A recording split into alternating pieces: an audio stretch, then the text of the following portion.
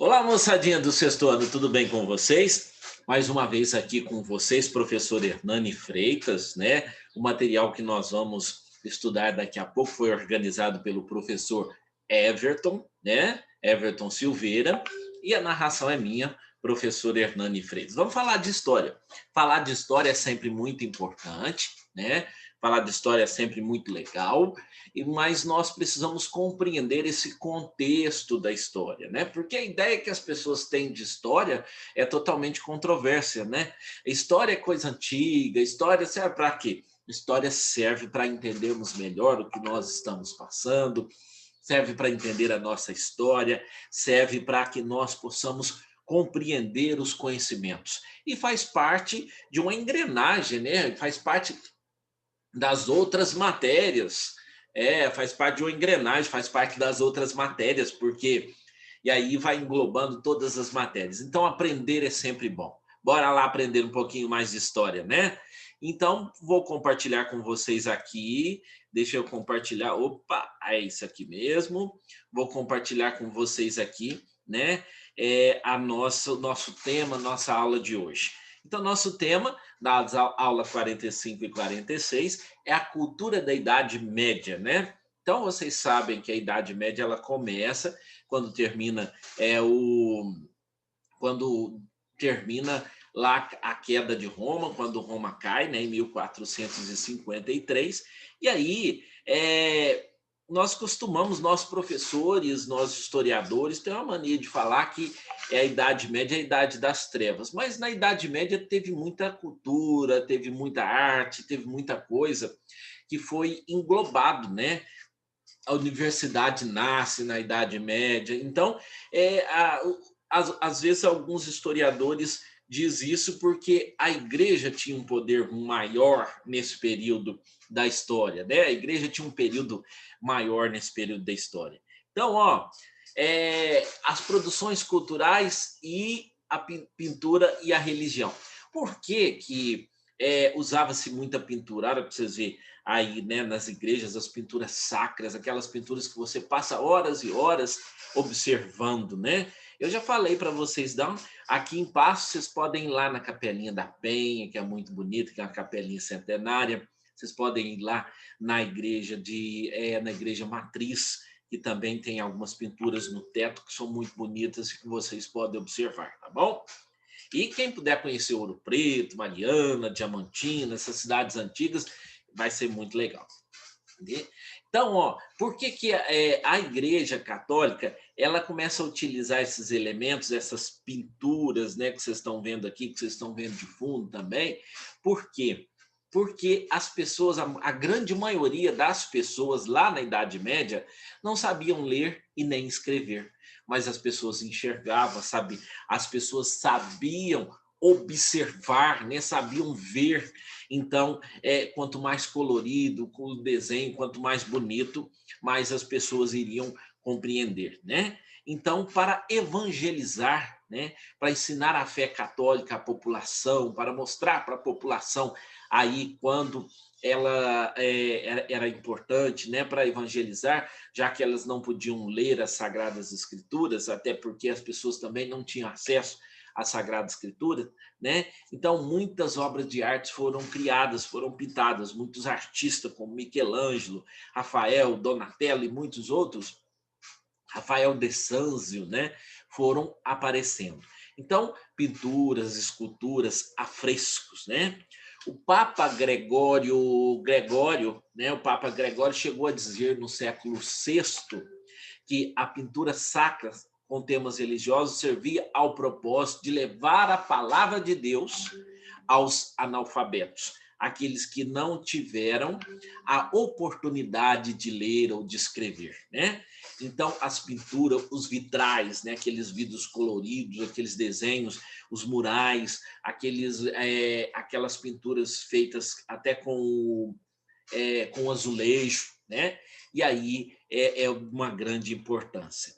As igrejas, né? As igrejas vão representar essa força lá na Idade Média, a força da fé.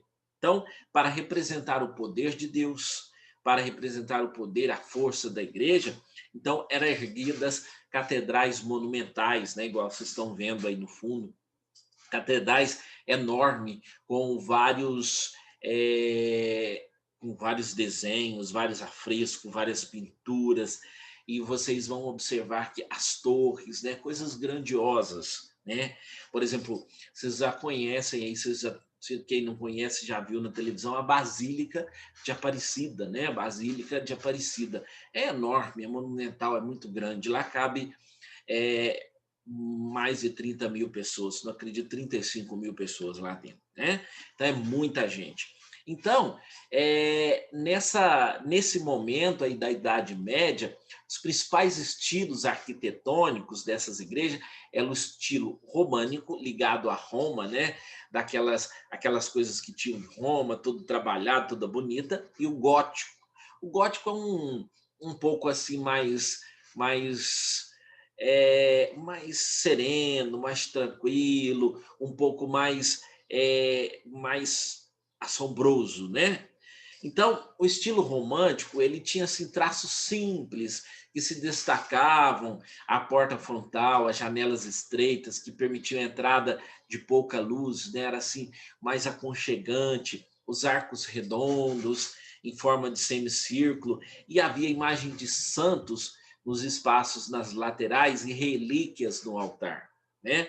E relíquias no altar. Agora, já o estilo gótico, como eu já apresentei para vocês, eram traços mais leves, paredes mais finas que as românticas, e se destacavam em arcos em forma de ogiva, ou seja, arcos arredondados, tá?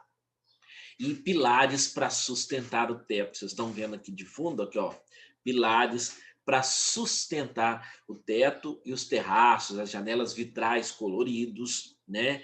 Torres altas, a extremidade formato em agulha, né? Assim, a torre bem afunilada, assim, bem com agulha na ponta, e as portas frontais da igreja geralmente eram 3 portas grandes, né? 3 portas, uma do lado da outra, para mostrar esse poderio da igreja. Então, na Idade Média, a igreja tem um poder muito grande. Não só um poder religioso, mas também um poder cultural, tá bom? Um poder cultural. A igreja é milenar, né? A igreja, ela tem aí seus problemas, tem aí seus defeitos, mas tem suas qualidades também, ela traz para nós cultura, ela traz para nós história, ela traz para nós a fé, ela traz para nós muita coisa, tá bom? Espero que você tenha entendido a nossa aula de hoje. Se você não entendeu, você volta lá, você curte aí no meu canal, Prof. Hernani Freitas, tá bom? E tá lá também as aulas. Se você perdeu alguma aula, você vai lá no meu canal no YouTube, procura que você vai encontrar, tá bom? E agora vamos fazer as atividades, né? Você vai pegar aí no seu caderno, vai copiar tudo certinho e vai responder. Copia as perguntas, responde, né? Responde as perguntas, ó. Não são muitas perguntas, aí por isso dá para você responder certinho, bonitinho e fazer aí rapidinho as suas atividades.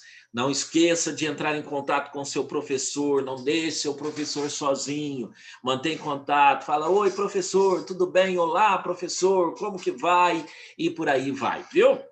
E aí indique para os seus amigos, mostre para os seus amigos, se você entendeu, seu amigo não entendeu, ajuda ele, tá bom? Então, aqui, ó, tem pergunta para você pesquisar na internet, tem pergunta para você marcar as opções, né? Então, o material que o professor Everton preparou tá super legal para você fazer essas atividades, tá bom? Eu aguardo o seu ok, o seu olá, e não esqueça de mandar um ok para o seu professor que você está fazendo as atividades, tá bom? Então, eu vou ficando por aqui nessa aula. Daqui a pouquinho eu estou de volta com as correções. Não esperem nós fazermos a correção, porque eu tenho certeza que você vai acertar tudo, tá bom? Um grande abraço para vocês, ó.